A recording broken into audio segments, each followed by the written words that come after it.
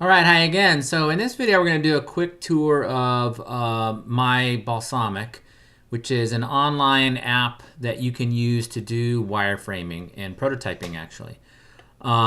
So this is the account page. You might not see this. You might just see a project, depending on if you got a project from me to use or not. So I'm going to go into a project here. This one here, video demo 2. There's nothing in it yet. So as soon as I open it, I see this page here. So I can add a new mockup here. They call them mockups. I can see a history of the mockups. I can change the name here if I wanted to. I can edit a mockup, or it'll make a new one if there isn't one. There's also a little drop down here. So next to the where it says edit, it says clone. Let me zoom in here a little bit if I can. Well, that doesn't really work, does it? You can clone, which is copying a mockup. You can manage members, so it's made for sharing, so people could log in and see the mockup or work on it. You can change the owner, you can archive it, or you delete it. Up on the next button over is new mockup. That makes a new mockup, or you can upload a mockup if you're working in. I think they have a desktop app too, but we're using in the online version.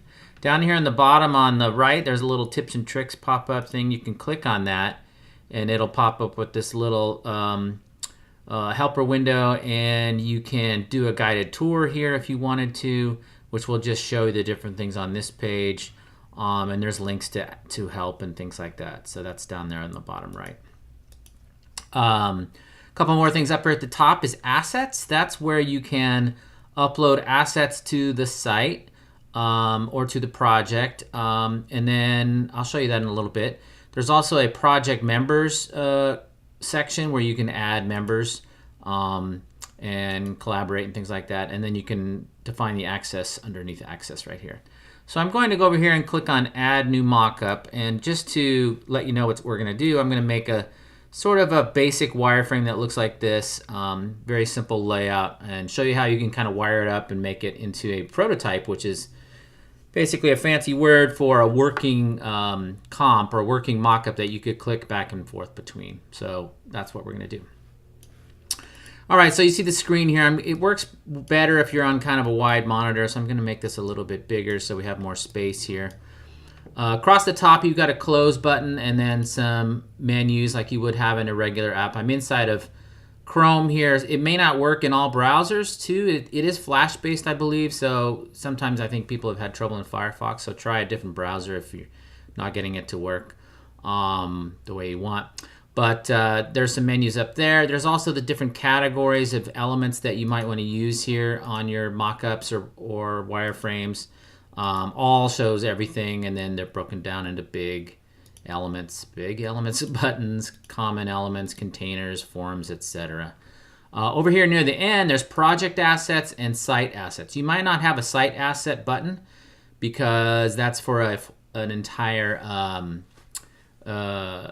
account as opposed to a project. So you may only have a project, and that way you can only have assets for the project. And then text is out here as well. You have some common kind of buttons up here as well, like undo and redo and copy and paste and things like that. Most of the shortcuts seem to work pretty well that you're used to. Okay, so let's make that website. So I'm going to go to containers, and under containers, I see some different types of containers. I'm just going to drag a browser window out. You don't have to use a browser window, but you can. And as I drag it out, you see I get some text that's highlighted, so you could change that to whatever you want. So I'm going to change it to my site. And then if you type that and hit enter on your keyboard, or just click out of it, actually, it's probably easier. Then that's what it says up here at the top, my site, which is a terrible name. I know that. But there you go. As soon as you have something selected, you get this little tool palette that pops up, which has the editing options here, copy and cut and paste and those kinds of things. Also layering commands like bring to front, bring forward, send to back, or send backwards and send to back. Border styles, color, etc. So this is context sensitive. So meaning depending on what I select or what I have selected, then it will change. So I'm going to go over here and just make this a little bigger because it's a little small. You see as I resize, it tells me how big that box is. So if you want to make it a certain size, you can. just drag it to the size you want. So I'm going to do it about like that. That's probably good. And then I'm just going to use these plain boxes here to drag out some containers. So I'm going to drag this out, and you see I get little control handles that I can resize stuff. So I'm just going to do that. This is going to be my header up here at the top. And then I can copy and paste. So I'm going to do Command C and Command V for paste on a PC. I think it's still Control. Used to be you'd have to use Command on a Mac too, or Control on a Mac, but it seems to work with Command now. So this is going to be my footer, and I'm going to put that down there. And then I'm going to put in my main content area, again, we're doing like a very simple kind of layout, kind of a common layout. And I'm going to drag that out. And you see it has kind of smart guides as well, which is nice, so it'll line stuff up for you. I'm going to leave a little space there for a navigation bar in the middle. And I think that is good for that one. I'm going to go to buttons here. And here's the button section. There's a button bar here, button bar, tab bar. I'm going to drag that out. And you see it says 1, 2, and 3, and it's highlighted. Again, anytime you see that highlighted text, you can edit it. So I'm going to change that to home and page 2. If I could type page 2 and page 3. Horrible names, but this is just a demo, right? Page 3, and then I will get out of that, and you can see it says home, page 2, and page 3, so you can customize this stuff. And I can also drag this out and make them full width buttons if I wanted to, like so. I'm going to move this down just a little bit so for better spacing there. So there we've got our navigation. I think I want to add one more thing here. If I go to the text category up here, and these buttons may move around a little bit on you, so look for the text button. There's a list right here, so I can drag that list out. I'm going to use that for my sidebar here. And it says item 1, 2, and 3. I'm not going to bother changing those because you just type to change them.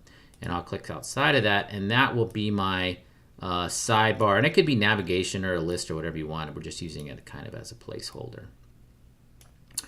But what's cool is I could click on this list here, and if you look over here in the inspector here, little pop-up tools, you can see there's links here. So I can link those different elements inside that list to actual other things. I can link them to a web address, or I can link them to other pages. But so that would be like contextual or secondary navigation. I can also do these, which I'll do at the end here.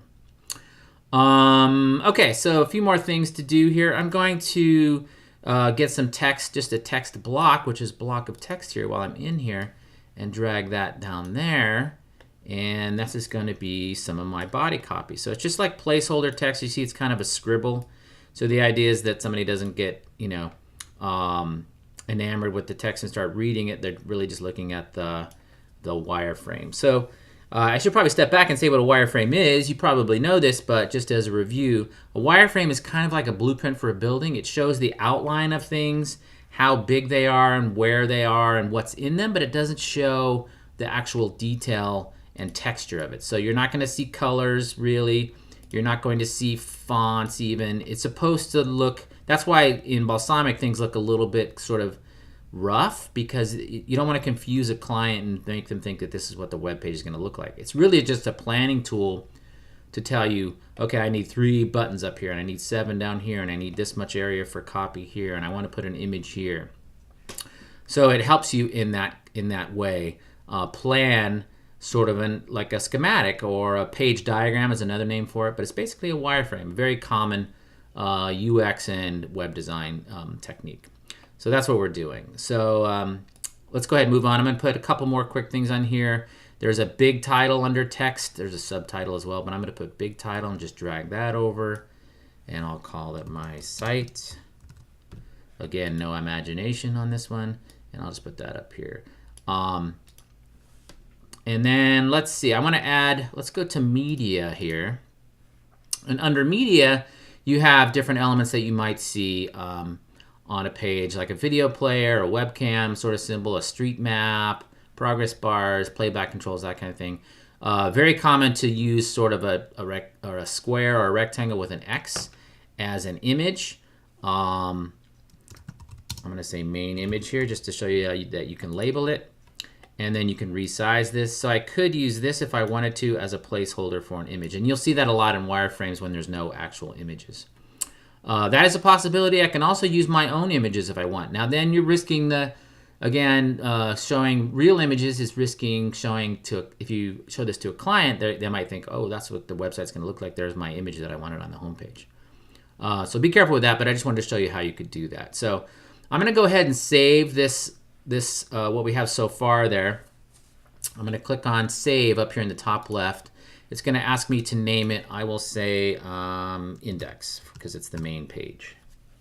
And I will say save. And you can add notes there if you want and all kinds of cool stuff. So I saved it. And then as soon as I save it, the save button is now grayed out and I can click the close button to close it. I have to close it, I'm pretty sure, to go out and import assets. So there it is. It shows up on my project page, and you can see there's a little thumbnail image of it. There's a little drop down next to it that says edit. You could edit it. You could rename it there. You could add a comment, view the history. Clone it would be copy, which we'll do probably in a minute. You could also download the BMML. What's BMML? That's the mybalsamiq proprietary file type. So if you want to download these, you could download them, but they would only probably work in mybalsamiq. So it sort of makes them portable, though, I guess. All right, so what I wanted to show you was I'm going to go up here in the top left to Assets, click on Assets, and I will see Site Assets and Project Assets. You might only see Project Assets because you might not have a full account.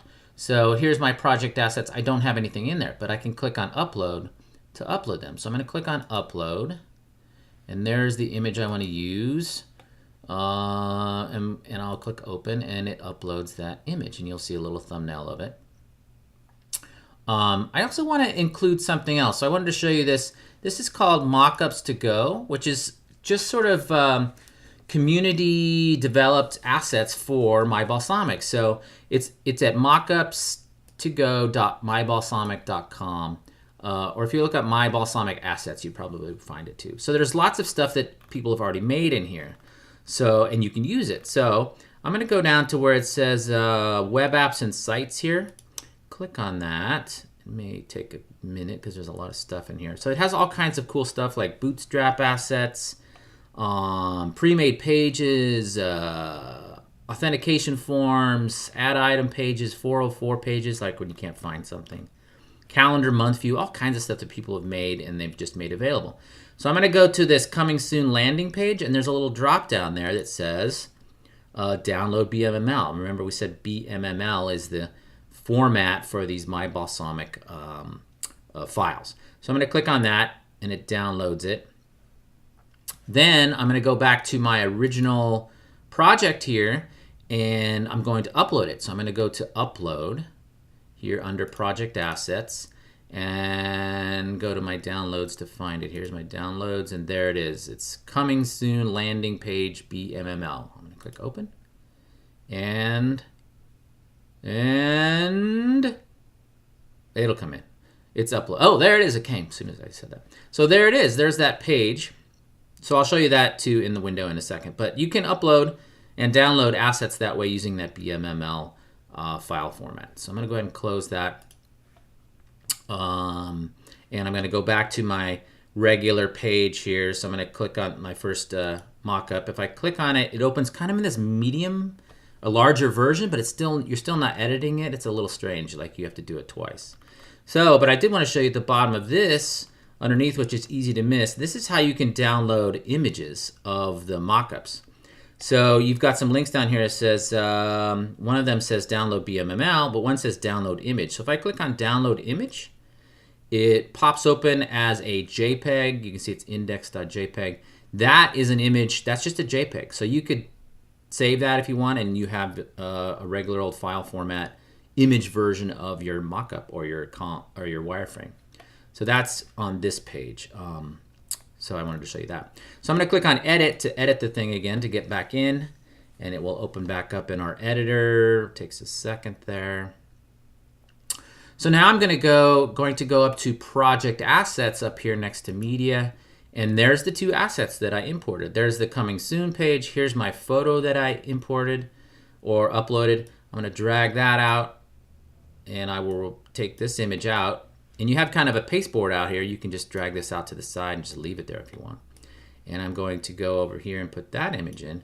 And there you go. So if I wanted to move layers again, I could click on this and click move to front, just showing you that you can move things forward and backwards. So if I move it to the front, see now the text is over it. So it does have sort of a layer system. I'm going to move it back to the back because the text should be in the back. Oops, you know what it did? I moved it all the way to the back. Or it disappeared. Oh, that was weird. Well, we'll go back to text. I'll ignore that. And I'll just drag another one out. I'm sure it's hiding in there somewhere. So it can get a little bit confusing. It doesn't have a layer panel per se like Illustrator or Photoshop would. So you got to be a little bit careful, I guess. So there's our text. And let's say I wanted to have some text underneath that image. So I'm going to resize that. And then I will copy this and paste it. It's Command V. Or Command C and then Command V, and then do that, and you see they snap to the same size, and there we go. So that looks kind of like a page, right? All right, so I think that is, and I'm not going to use this, so I'm going to click on it. And if you want to delete something, you can just hit delete. So I think we are good. I'm going to save that. Click the save button again, and it always asks you to name it, even though you've already named it, so you can just click save if you want. And there we go. So over here on the right, you've got mockups and symbol libraries. Symbols are reusable things. You can see under symbol, that's where our coming soon landing page is. So that is there. I'm going to go back to the main window here, and I'm going to duplicate that page. So here's my index page. I'm going to click on the little drop down and go to clone mockup. I could also do it up there, I think. And I'm going to say this is page 2. Page 2. Okay, and clone mockup. So what that did is copy that whole mockup, and now I've got a page 2. So now I've got both. I'm going to go back to my project. Up here at the top, you've got some breadcrumb navigation. So now I've got, here's my index page and here's page 2. They are identical, right? Because I just copied that. So I'm going to go to my index page again, click on edit, or I could just double click it, I think, but I'll click on edit. And this is the last thing I want to show you, I think, is I can now link these two together and make a working prototype, actually. So I'm going to click on this navigation bar, and you can see over here in the pop-up, it says link again. It says no link because I haven't put any links in. So I'm going to click on the drop down. You can see the pages or the mockups that I've named are in there. So I'm going to say this one goes to index, and this page 2 link goes to page 2. Hey, that makes sense, right? So now they are actually linked. You can see the little link on there. Right there, the little red arrow means that they are linked. So that's it. I'm going to save that one. And then I'm going to go back out. Sorry, I'm going back and forth a lot here. Actually, I can just go over here to the right now. I'm going to click on my page 2 mockup. Probably could have done that before. But here's my index mockup. That's the one we just did. And here's my page 2. That one's not edited yet, right? So I'm going to click on the same navigation bar and do the same thing. The index, the home page, or home link goes to index, and the page 2 link goes to page 2. And I think that's good. I could change the color of these two if I wanted to, but I'm not going to worry about it at this point because we don't want to go too long. But I think we are good. I'm going to save that one as well. And let's just add up here in the top. Let's say this is, I'll double click this here. I'm going to say, since we're in page 2, so we know that we're at least moving, I'm going to say this is page 2. My site page 2. Okay, there we go. So now we can tell the difference because they're pretty much identical, right? So here I'm on the index page, it just says my site. Now I'm on page 2 and it says my site page 2. All right, so now I can go up to, if I wanted to, I could go to view and go to full screen presentation. And now I'm in full screen and you can see I get this giant weird blue cursor, but if I click on home, Now I'm on the home page because it just says my site. Now if I click on page 2, I'm on page 2. It says page 2. So I'm actually navigating between those two comps or not comps, but wireframes or mockups. They're pretty much identical, right? But we just copied them and made a new one. So that's kind of how that works. I can hit escape to get out of that. And now I'm in the regular view again. So one more quick thing before I forget is you can group things together to make it simpler to work with. So if I click on this and hold down shift and click on that one, and then I go to edit and group, I can group those together. And now I could move those as one piece if I wanted to. So I just wanted to show you that as well. One other quick thing I wanted to show you, if I go into project assets, that coming soon page was under there that we imported. If I drag that out, you can see it's kind of all in one piece. I can click break apart for that, and then it's kind of broken sort of, but then if it's still grouped. So if I go to view edit and ungroup, now it's in pieces and I could edit it separately just like a regular mockup. If I go to symbol library, there it's symbols are more like reusable elements. So if I edit that, it will edit sort of the master. So it's kind of two different versions. This is the master version, and then the one that we had a second ago when we were on the other page, which I just lost. Let's go back to page 2. The one that I had on the other page, which I didn't save, was a separate sort of instance of it. So if I drag it from here, then it just copied it from the library, but or from the symbol library, but I could redo that if I wanted to, or edit it. Yeah, so I think that is it for using mybalsamiq. Let's delete that. Yeah, I think that's about what I wanted to show you. Just a way to quickly do some wireframes and wire them up, meaning link them together if you want. That's not, completely necessary, but if you wanted to show it to somebody, you could. And there you go. There's a quick intro. Make sure you save this at the end here. That's a quick intro to using mybalsamiq to make wireframes.